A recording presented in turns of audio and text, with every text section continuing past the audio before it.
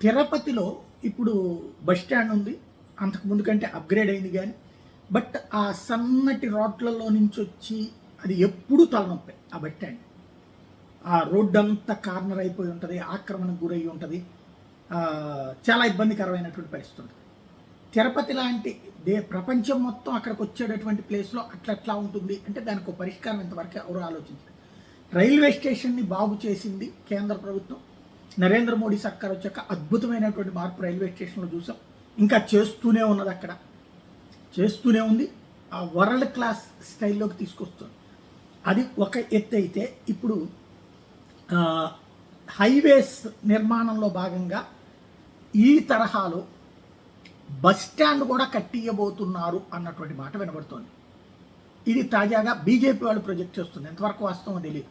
National highways ప్రాజెక్టులో భాగంగా bus terminal నిర్మించి ఇచ్చేందుకు సిద్ధపడుతున్నారు అన్నటువంటిది. ఇది గనక జరిగితే అద్భుతమే.